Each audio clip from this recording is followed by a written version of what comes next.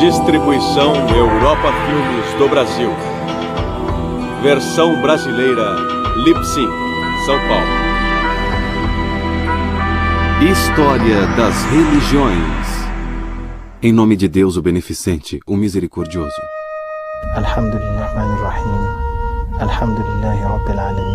Islamismo.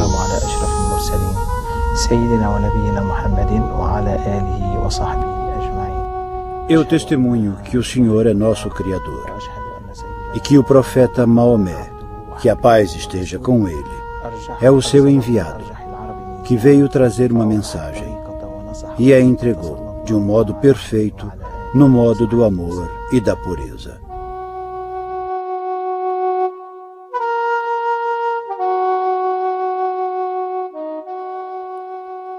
Na Arábia Ocidental, pouco depois do início do século VII, nasceu um movimento religioso que mudaria a história do mundo. Maomé, filho de Abdallah, o profeta do Deus único Alá, chamou seus compatriotas para um novo modo de vida chamado Islã. No começo, o movimento evoluiu lentamente. Mas em pouco mais de 20 anos já havia alcançado toda a Arábia. Após a morte de Maomé, seus seguidores se espalharam rapidamente pelas regiões vizinhas, deitaram as bases de um grande império. Entre os séculos IX e XII, o império foi um dos mais brilhantes que o mundo já viu. Islã é uma palavra árabe originada de um radical que significa paz, solidez ou segurança.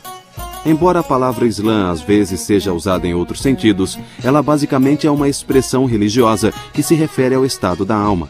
Significa uma atitude interna de obediência inequívoca a Deus. A palavra Islã poderia ser traduzida como rendição, submissão ou resignação. Assim, Islã é submissão ou resignação à vontade de Deus, conforme essa vontade foi comunicada ao profeta Maomé em uma série de revelações divinas. Os que seguem o Islã são chamados de muçulmanos, que literalmente significa os que se submetem. Assim, dizer eu sou muçulmano em plena consciência não é só um ato de identificação com um grupo religioso, mas é dizer eu me comprometi sem reservas a obedecer à vontade de Deus.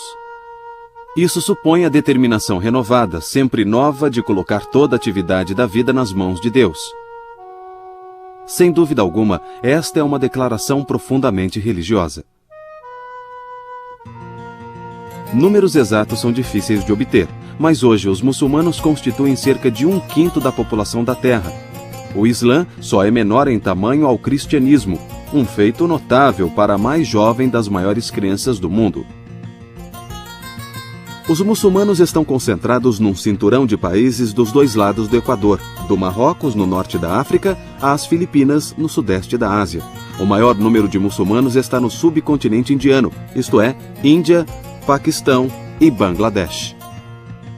No entanto, a nação com o maior número de muçulmanos é a República da Indonésia, onde mais de 100 milhões de pessoas, mais de 90% da população, professam a fé islâmica. É comum referir-se ao Oriente Médio, sobretudo aos Estados Árabes e ao Irã, como o coração do Islã. A história da comunidade islâmica começou ali e, atualmente, a maioria da sua população é muçulmana. Mas no século XX, a vasta maioria dos muçulmanos vivia no sul e sudeste asiático, dentro ou ao leste do Paquistão. Recentemente, o Islã também se tornou uma presença marcante na Europa Ocidental e nos Estados Unidos. O Islã está muito vivo atualmente. É uma poderosa força no mundo.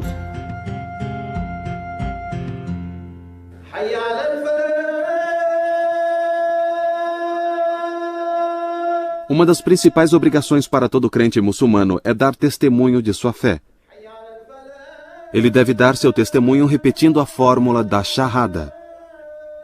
Em nome de Alá, o Beneficente, o Misericordioso, dou testemunho de que não há outra divindade além de Alá e que Maomé é o seu mensageiro. Os muçulmanos adoram a Deus e não ao profeta Maomé. Assim, é um erro crasso referir-se à religião islâmica como maometismo, ou aos seus seguidores como maometanos. O papel de Maomé no Islã é muito distinto daquele de Jesus no cristianismo. Maomé é visto como um profeta, mensageiro de Deus. Os cristãos consideram Jesus como a encarnação do próprio Deus. Pouco se sabe sobre o começo da vida de Maomé, nem sequer a data precisa de seu nascimento. Embora a informação seja esparsa, sabemos que Maomé nasceu por volta de 570 d.C., numa das famílias mais pobres de Maca, a chamada Meca. O sustento de Maomé dependia do comércio. Ele viajava em caravanas para as áreas de fronteira com a Arábia. Seu chamado à profecia ocorreu por volta dos seus 40 anos. Ele era um homem reflexivo que cultivava o hábito da meditação, vigílias solitárias e jejuns nos morros perto de Meca. Ele começou a pregar depois de receber uma revelação, segundo se descreve num capítulo do Alcorão chamado O Encoberto. Os primeiros versos rezam: Ó tu, envolto em teu manto, levanta e avisa. A teu Senhor glorifica, a teu manto purifica. A tradição diz que quando Maomé recebeu as revelações, ele se aliou de tudo ao seu redor, caindo num transe. Segundo a ortodoxia islâmica, Deus foi o autor das revelações. Maomé as recebeu e o intermediário entre os dois foi um anjo, tradicionalmente identificado como Gabriel. Os árabes pagãos da época de Maomé conheciam e cultuavam várias divindades. Evidências no Alcorão e na poesia dos árabes pré-islâmicos mostram que eles conheciam um Deus superior, a quem denominavam Alá, mas não o veneravam. Deve-se notar que a palavra Alá não é o nome de um Deus. É a palavra árabe que significa Deus. Assim, as revelações de Maomé não proclamavam a existência de uma nova divindade desconhecida dos árabes. O seu propósito era afirmar que Alá é a divindade única e singular. Quando Maomé começou sua missão pública, no início seu sucesso foi pequeno. O número de convertidos era baixo. Dentre eles, não havia nenhum dos notáveis de Meca. Vários aspectos dos ensinamentos de Maomé irritavam bastante os naturais de Meca. Ele zombava dos seus deuses. Mais importante, aceitar a alegação de Maomé de ser um mensageiro de Deus também significaria aceitá-lo como governante de Meca, algo que a oligarquia dos ricos mercadores de Meca não queria. Lá ele encontrou uma oposição muito forte, até de sua própria família e tribo, que derivava o seu poder do fato de haver ídolos na Kaaba, o templo primordial erigido por Abraão com base no que cremos ter sido construído por Adão quando Deus criou o homem. Portanto, a missão do Islã, que era da unidade divina em oposição a toda a idolatria, colidiu com as mesmas bases do poder da família da tribo Coraishita, que era a tribo do próprio profeta. Em 621, Maomé passou a comercializar com alguns cidadãos de Yatrib, um oásis a cerca de 160 quilômetros ao norte de Meca. Cerca de 70 seguidores logo se mudaram para Yatrib e um ano depois, Maomé o seguiu. A migração de Meca para Yatrib ficou conhecida como Égira. A cidade de Yatrib passou a se chamar Medina al-Nabi, a cidade do profeta, ou simplesmente Al-Medina, a cidade. Essa mudança marcou uma virada radical na vida do profeta. Seus ensinamentos foram postos em prática comunitária. A data da Égira também marca o início do calendário islâmico, que é baseado nos ciclos da lua. Uma vez estabelecido em Medina, Maomé voltou sua atenção para o exterior, sobretudo aos seus antigos inimigos, os de Meca. Através de uma série de alianças e ações militares, ele ganhou influência entre as tribos das regiões perto de Medina. Então, ele passou a interceptar as caravanas de Meca, que eram o sangue vital daquela cidade. Num pequeno local que fica a sudoeste da atual cidade de Medina, chamado Badar, uma pequena vila, os mecanos trouxeram uma grande força militar com a caravana e seguiu-se uma batalha entre um exército bem menor de muçulmanos, de cerca de 300 homens, e um exército bem maior de Meca. Mas o exército de Meca foi derrotado de maneira esmagadora e muitos deles morreram. O número de baixas entre os muçulmanos foi pequeno. Se os mecanos tivessem vencido, teria sido o fim do Islã. O poder de Maomé cresceu até ele conseguir tomar sua cidade natal de Meca em 630, sem luta. Ele tratou a cidade e seus habitantes com bondade. Do grande santuário de Meca, a Kaaba, foram retirados os deuses e associações politeístas, e ela se tornou o centro da devoção religiosa muçulmana. Com a conquista de Meca, Maomé tornou-se o homem com mais prestígio e poder da Arábia. Mas em 632, apenas 2 anos após a conquista de Meca, Maomé morreu, aos 62 anos, depois de uma breve doença. A comunidade islâmica imediatamente mergulhou numa controvérsia sobre a questão da liderança. Ela foi salva da desintegração quando um grupo de companheiros próximos do profeta decidiu aclamar o ancião Abu Bakr como líder da comunidade. Assim, Abu Bakr foi o primeiro califa ou sucessor do profeta. Ele e os 3 sucessores seguintes de Maomé reinaram numa sucessão que é chamada de califado, corretamente guiado. Maomé tinha unido toda a Península Arábica sob o seu domínio, algo jamais feito antes. Sua gestão estabelecera as bases de um império brilhante, cuja glória completa se daria ao longo dos 4 séculos seguintes. Mas a maior contribuição de Maomé foi o ensinamento religioso que está na base de todo o resto. Ele trouxe uma visão de mundo totalmente nova, de onde surgiu uma das tradições espirituais mais ricas e dinâmicas da história. Para os muçulmanos, profecia é o meio pelo qual Deus comunicou sua vontade e orientação à humanidade ao longo das eras. A tradição islâmica diz, de modo diverso, que 8.000, 124.000 ou até mesmo 240.000 profetas apareceram na história. O Islã reconhece alguns dos profetas mencionados na Bíblia, como Abraão, Moisés, Davi e Jesus. Os muçulmanos acreditam que Deus enviou muitos livros no passado, alguns conhecidos, outros não.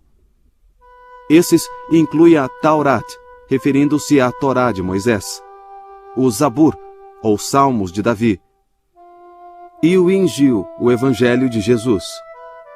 A esses profetas e seus livros, os muçulmanos acrescentaram o nome de Maomé e o livro enviado por ele, o Alcorão. Na essência do coração do profeta, ele era tão puro que aquela energia se esparramava em Meca, que é um deserto, e atingia o mundo todo, do extremo oriente ao extremo ocidente. Então, aquele amor que jorrava do coração do profeta é como a abelha rainha, que doa o mel e a energia das abelhas para produzir o mel. A semelhança com Jesus é que o amor em seu coração, pela humanidade, atinge todo o mundo. Como Moisés, o seu amor atinge todo o mundo. Subjacente à doutrina islâmica da profecia está uma compreensão peculiar da natureza humana e da condição humana. Para os muçulmanos, o problema fundamental de todas as pessoas é a limitação como criaturas. Somos ignorantes do modo certo de viver e incapazes de descobri-lo com nossas faculdades e recursos apenas. Para os muçulmanos, a história da humanidade poderia ser esboçada como um repetido processo de receber orientação através da profecia e depois o afastamento dela. Obviamente, os humanos têm uma tendência inata de se afastar do caminho divino para seguir o seu próprio. Porém, os muçulmanos creem que, com o advento de Maomé, o ciclo de mensageiros proféticos chegou ao seu ápice e final. Segundo o Alcorão, ele foi o selo dos profetas.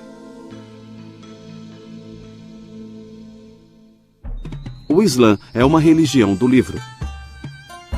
No seu cerne está o Alcorão, o conjunto de revelações que Maomé recebeu, iniciado com o seu chamado à profecia e durando até o final de sua vida. O Alcorão é aproximadamente do mesmo tamanho que o Novo Testamento. Está dividido em 114 suras, ou capítulos. Pouco se sabe da condição ou situação do Alcorão quando o profeta morreu. Maomé providenciara para que ao menos partes dele estivessem escritas e organizadas em capítulos. Mas a comunidade islâmica concorda que o grande trabalho de coletar e publicar o Alcorão foi feito na época dos primeiros 3 califas, ou sucessores do profeta. Acredita-se que foi nesse tempo que o Alcorão foi compilado a partir de escritos em pedras, em papiros, em pedaços de couro e em omoplatas de animais. O Alcorão também foi compilado a partir do coração dos homens, ou seja, de suas memórias. Os muçulmanos em geral concordam que o Alcorão, como o conhecemos, foi compilado sob o patrocínio do terceiro califa, Uthman. Os muçulmanos ortodoxos acreditam que desde o dia em que foi compilado, o Alcorão osmânico foi preservado de mudanças, distorções ou erros até o último sinal de pontuação. Já que os muçulmanos acreditam vivamente que o Alcorão é a própria palavra de Deus, eles resistem a traduzi-lo. Quando o Alcorão é traduzido, sobretudo para as línguas do mundo muçulmano, como o persa ou o turco, é comum imprimir o texto árabe junto com a tradução. Todos podem entender a beleza do texto do Alcorão. O árabe corânico se tornou o critério para o árabe perfeito, o modelo supremo da língua desde que o Alcorão foi revelado. Assim, em vastas regiões do mundo islâmico, para 1,2 bilhão de muçulmanos, não há ninguém que não aprecie a beleza da língua árabe do Alcorão, mesmo que não entendam as palavras. Os muçulmanos tratam o Alcorão com extremo zelo e reverência. Ele nunca é posto no chão e nunca pode tocar uma substância suja. A reverência ao Alcorão também levou ao embelezamento do texto através de uma linda e refinada caligrafia, uma forma de arte que exalta a escritura de um modo direito. O Alcorão descreve Deus como possuidor de inúmeros atributos, incluindo conhecimento, poder, vida, audição, visão, vontade, etc. Uma lista dessas 99 qualidades, chamada de Os Mais Belos Nomes, foi compilada a partir do Alcorão.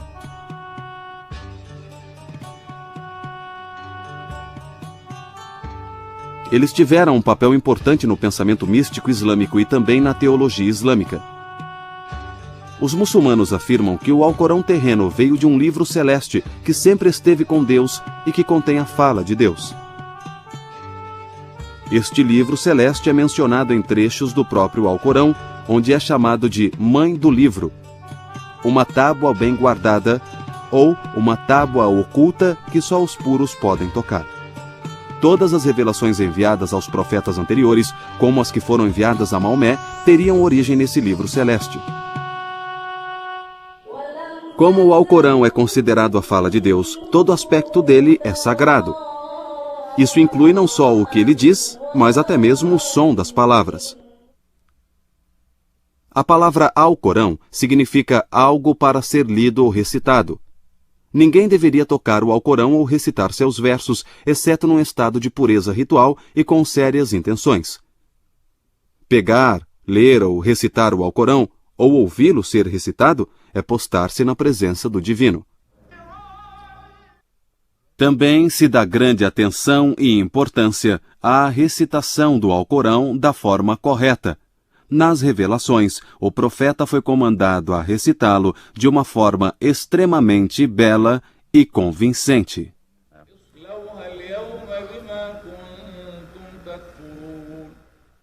A veneração ao Alcorão também se mostra de outras maneiras. Em todo o mundo islâmico, os muçulmanos tentam decorar todo o Alcorão, mesmo sendo um livro com 6.200 versos e cerca de 120.000 palavras. Saber o Alcorão de cor é um ato de devoção de grande mérito. Com efeito, é absorver o Alcorão em si mesmo, fazendo da palavra divina uma parte de si mesmo. Por essas razões, há escolas corânicas em todo o mundo islâmico para ensinar o texto do Alcorão às crianças. O Alcorão é a autoridade fundamental para os muçulmanos em todas as questões da religião e da lei. Ele aborda todos os aspectos da vida islâmica. os muçulmanos procuram combinar seus ideais religiosos com a gestão política. Em certos países islâmicos, o próprio Alcorão é considerado a constituição do Estado. Os muçulmanos estão interessados em saber exatamente como deveriam se comportar nas várias circunstâncias da vida. A lei islâmica é nada menos que o esforço de estabelecer a vontade de Alá para a conduta humana. O padrão divinamente ordenado para uma vida humana correta foi chamado de Sharia, palavra que significa um caminho bastante trilhado, uma via larga, ou o caminho para a água. Devido à ampla visão da Shariat, muitas vezes se diz que o Islã é um sistema de vida completo. Regula a conduta ritual. Fornece regras de higiene pessoal. Estipula a vestimenta correta. As explicações que são dadas a todas nós de por que alguém deveria usar o véu, a explicação é que você deveria usá-lo para que saibam que você é muçulmana e não ser molestada. E você deveria usá-lo ao sair. Mas a nossa organização não enfatiza o uso do véu e nós nem discutimos isso em nossas conferências e reuniões porque consideramos que é uma escolha pessoal entre a mulher e Deus e a opção de se cobrir é só dela. Ninguém deveria forçá-la a se cobrir ou a não se cobrir. Devido ao seu amplo escopo, a Shariat seria mais adequadamente chamada de código moral do que de lei, e ela governa até o que poderia ser considerado como boas maneiras ou etiqueta. Você tem que tolerar as pessoas, ser paciente com elas, ser uma pessoa amável, amar todo mundo, sem discriminação, sem racismo, sem maus modos, sem mau caratismo. E o que você aplicar e ensinar aos outros, você deve aplicar antes a si mesmo. A lei islâmica classifica os atos humanos em 5 categorias. Numa posição central, há inúmeras atividades que são moralmente neutras. Os atos nessa categoria não são nem obrigatórios nem proibidos. São simplesmente admissíveis. Outros atos são recomendados, mas não são obrigatórios. Uma terceira categoria descreve atos obrigatórios como a prece ritual ou o pagamento de esmolas. Do lado negativo, há uma categoria de atos que são reprovados, porém lícitos. Segundo uma tradição do profeta, o mais repulsivo desses atos reprovados é o divórcio. Embora, ironicamente, o divórcio seja relativamente fácil de obter na lei islâmica. Uma quinta categoria de atos é totalmente proibida, como beber vinho ou comer carne suína. Diferentemente da tradição jurídica ocidental, a lei islâmica se baseia na escritura. Nos países ocidentais modernos, a lei é primordialmente responsabilidade do Estado e há limites territoriais à sua jurisdição. Em contraste, a Shariat constrange o indivíduo muçulmano sem envolver o Estado em muitas áreas e não tem limites territoriais. Não existe nenhum grupo ou estrutura eclesiástica muçulmana com autoridade para definir dogmas. Para os muçulmanos, o consenso da comunidade é uma das fontes da lei.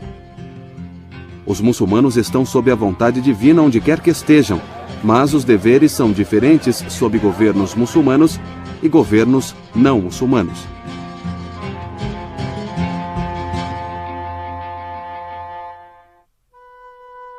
Todo muçulmano tem obrigações essenciais para com Deus. As mais importantes dessas obrigações são os 5 pilares do Islã: a profissão de fé, a oração, a doação de esmolas, o jejum e a peregrinação.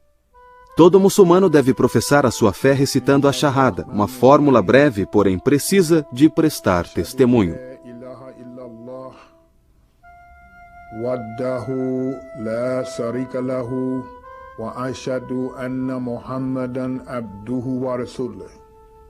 Eu testemunho que o Senhor é o nosso Criador e que o profeta Maomé, que a paz esteja com ele, é o seu enviado, que veio trazer uma mensagem e a entregou de um modo perfeito, no modo do amor e da pureza. Todo recém-convertido ao Islã deve professar sua fé na presença de testemunhas, e a profissão ou confissão pública é repetida várias vezes ao dia nas orações rituais. A oração é o segundo pilar. A prece islâmica é feita 5 vezes por dia. Antes da aurora, ao meio-dia, à tarde, no crepúsculo e ao cair da noite. A prece pode ser feita em qualquer local limpo privadamente ou em companhia de outros. Os horários das preces são marcados pelo chamado do muezim, do minarete de uma mesquita. Esses cantos assombrosamente belos são familiares a todo visitante às terras orientais. Antes de começar a rezar, o devoto deve estar num estado de pureza ritual. Preparativos para a reza incluem abluções e a intenção de rezar.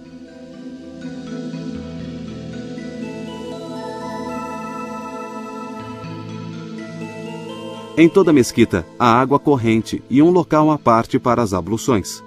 A prece da congregação ocorre toda sexta-feira ao meio-dia e também nos dias de festa na mesquita. A oração sempre é feita em direção à Meca e ao seu grande santuário, a Kaaba.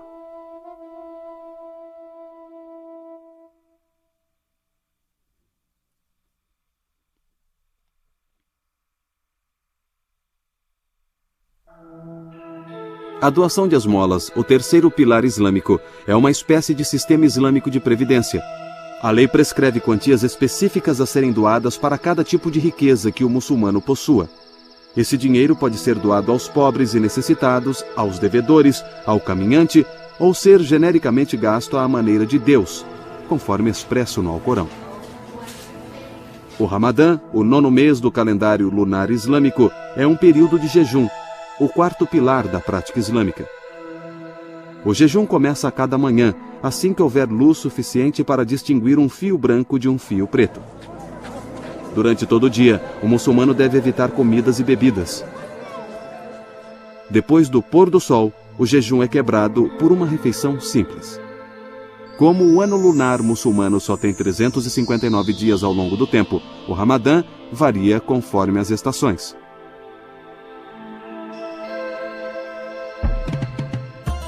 O período de jejum termina com um dos maiores festivais religiosos do ano islâmico, o Eid al-Fitr, que celebra o final do jejum. Durante o festival, é costume usar roupas novas, visitar os amigos e dar presentes.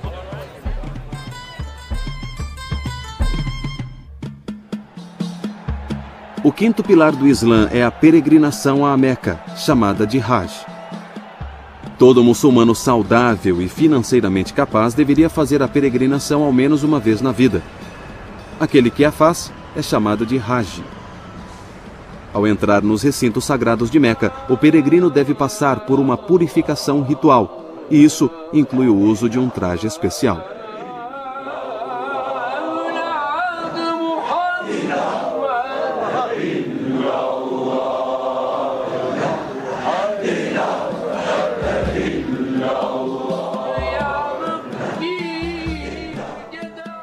Antes de tudo, ao ir para lá, homens e mulheres devem se vestir de branco, de um modo simples. Os homens usam 2 pedaços de pano e tiram todas as suas joias. As mulheres fazem o mesmo. Assim, a pessoa fica reduzida a uma espécie de pureza e igualdade perante Deus, como no dia do juízo. Seja você rei ou mendigo, ao fazer a peregrinação não existe distinção. Nenhuma distinção, não dá para distinguir. E o tecido branco que é usado, em geral, é costurado e usado como sudário quando a pessoa morre. Só para lhe dar uma ideia, eu os vi à frente quando eu fazia a circundação da Kaaba, que é feita em sentido anti-horário, o que sugere e estabelece que tempo e espaço são de nenhuma consequência, pois você está indo em sentido anti-horário e isso indica que o tempo é só uma criação, que ele não é real. E eu vi 2 homens idosos, eles deviam ter uns 90 anos e caminhavam bem devagar, de mãos dadas. E parecia que eles eram amigos desde sempre. E eles estavam dando as voltas, sabe? Alheios ao resto do mundo. Eles devem ter levado 8 horas para fazer o mesmo que eu fiz em cerca de 2 horas e meia. E foi lindo. Foi como se o tempo parasse para eles. Estavam sem pressa, fazendo a caminhada, E só o que importava a eles era que estavam fazendo algo religioso, cumprindo aquilo antes de morrer. E eles estavam juntos. Isso acontece em um dos meses lunares do calendário lunar de 12 meses do Islã, que é chamado de mês da peregrinação, e há rituais muito elaborados associados a ele.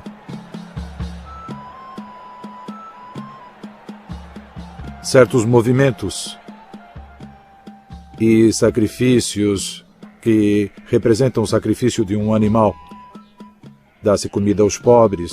Isso simboliza o fato de que sacrifícios têm sua própria alma perante Deus. Em toda parte, os muçulmanos fazem um sacrifício nessa época, chamado de Festival do Sacrifício, e esta é uma das celebrações religiosas mais significativas que pontuam o ano islâmico. Um evento culminante é prostrar-se na presença de Deus na planície de Arafá, local onde o profeta fez o seu sermão de despedida. Depois de completar os rituais em Meca, a maioria dos peregrinos coroa sua jornada à Arábia com uma visita à tumba do amado profeta em Medina. A peregrinação é muito mais do que um ato de devoção individual. No passado, reuniam-se pessoas de todas as partes do mundo em um só lugar, e hoje esse número cresceu para 1.200.000 que estiveram presentes da última vez. Assim, há pessoas de todo canto, de Toledo, Ohio, a Timbuktu, no Mali, a Aceh, na Indonésia. Há gente loira, de pele escura, de aspecto malaio, chinês, caucasiano. As pessoas vêm do mundo todo. É realmente uma instituição única e assistir a ela é uma experiência marcante. Entre os séculos VIII e XII d.C., uma tendência para o misticismo surgiu entre os muçulmanos. De um início modesto, esse movimento místico rapidamente cresceu ao horizonte religioso.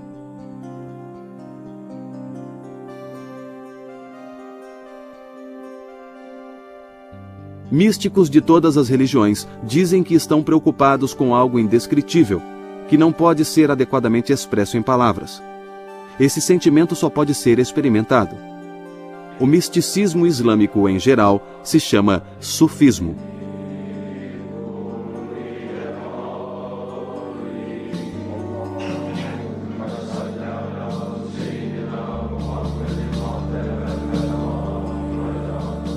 Adorar a Deus como se você o estivesse vendo. Se não estiver vendo, Ele está vendo você. E então é daí que vem o sufismo. Em árabe dizemos tasawuf, significa pureza do coração. Então tasawuf em árabe quer dizer muito cristalino como água, muito transparente. Há muitos elementos místicos na tradição islâmica que contribuíram para a ascensão do sufismo. Alguns são encontrados na vida do próprio profeta. Maomé cultivava o hábito de jejuar, meditar e orar em suas vigílias noturnas, e viveu uma vida de rígida disciplina. O Alcorão também é rico em elementos que convidam a uma interpretação mística, mesmo numa primeira leitura. Um verso enfatiza a penetrante presença divina, um princípio básico do misticismo. Lembre-se de Deus sempre.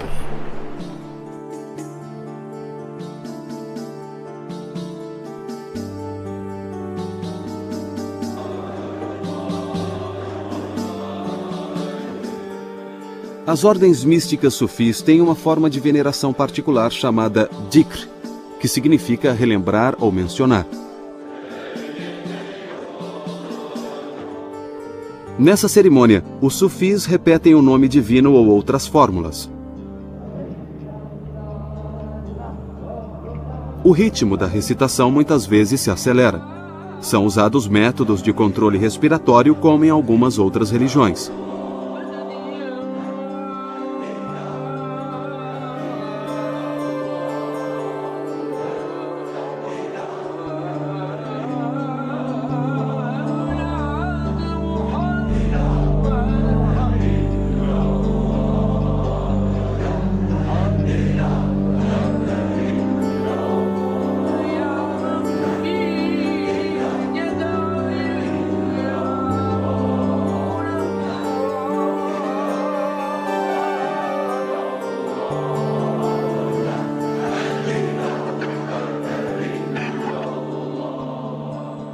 Muitas ordens sufis se movem ritmicamente junto com o canto.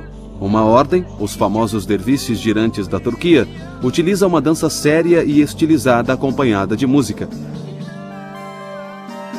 O dhikr sufi é assim um meio de atingir o êxtase. Sua finalidade é elevar o devoto para além de si mesmo, para que ele possa se perder na contemplação de Deus. Muitos místicos, ironicamente, tentaram descrever a busca mística e a forma misteriosa de unir-se a Deus. Ao longo dos séculos, uma enorme literatura de escritos sufis se dedicou a explicar o caminho místico. Então, você encontrará muitas poesias e muitos livros sufis que exprimem como você pode se purificar em suas orações diárias, em seu jejum. Você pode jejuar e ainda assim trair. Você pode rezar e ainda assim enganar. Você pode fazer qualquer coisa e ainda assim pode mentir.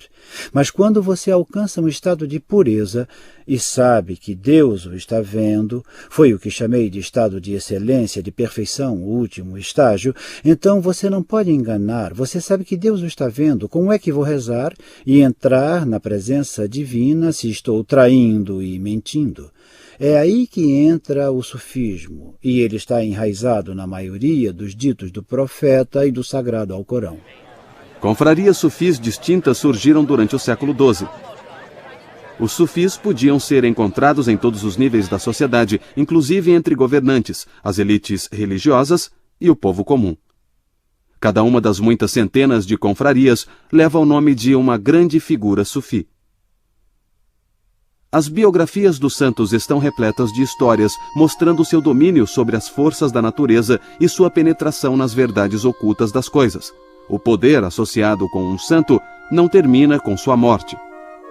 O costume muçulmano é construir tumbas lindamente decoradas para os grandes santos. Levas de fiéis vêm em peregrinações a essas tumbas. Como um organismo vivo, o Islã continua a evoluir e se desenvolver à medida que cada geração de muçulmanos reinterpreta seu legado.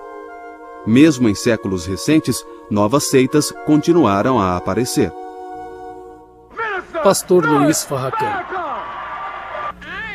Estou registrando o meu voto porque eu pretendo, com a ajuda de Deus Onipotente,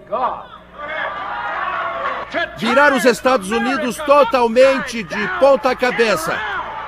Algumas dessas são variações da fé islâmica e outras romperam com a tradição islâmica de onde provieram. Continuar a apresentar o Islã como ele está fazendo é errado. Basicamente é isso, está errado. Porém, uma grande divisão da comunidade muçulmana é muito importante. É a divisão entre os que se denominam sunitas e os conhecidos como xiitas. Como já vimos, a palavra sunita significa a pessoa que segue a suna, ou o caminho bastante trilhado. Os sunitas referem-se a si mesmos como o povo do modo estabelecido na comunidade. Mais de 85% dos muçulmanos do mundo são sunitas, e talvez por essa razão, sua visão do Islã às vezes é chamada de ortodoxia. Não existe desacordo entre muçulmanos sunitas e xiitas sobre as doutrinas básicas do Islã. Todos pregam a unidade de Deus e que o Alcorão é incriado. A divisão entre muçulmanos sunitas e xiitas surgiu de lutas pela liderança após a morte de Maomé. A palavra Shia significa adepto de, partidário de, e o de é de Ali, o genro e primo do profeta. Surgiu a questão de quem deveria representar o profeta como dirigente da comunidade islâmica após a sua morte. A maioria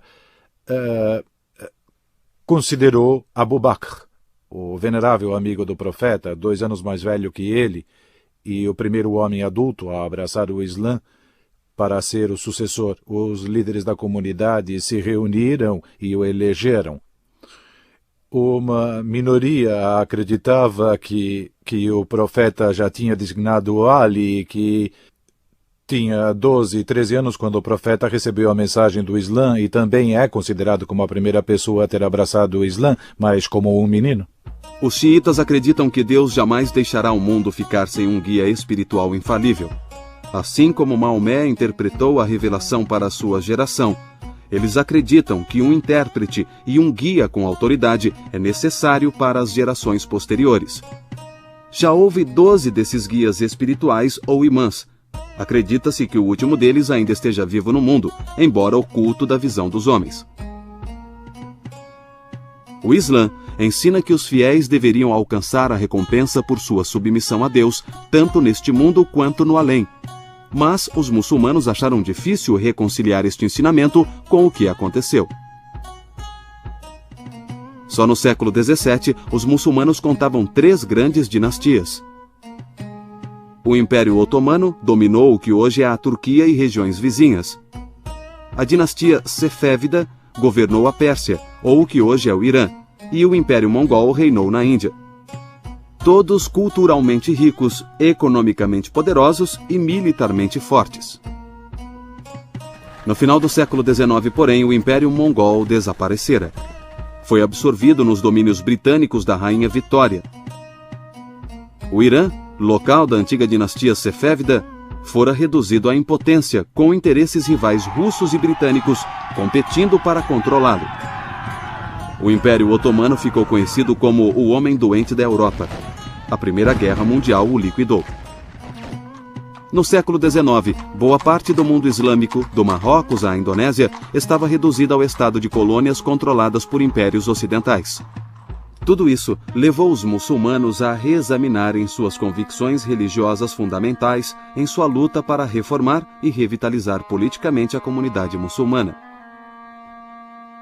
Vários fatores em anos recentes se combinaram para reassegurar aos muçulmanos que seu feito continuava no caminho certo.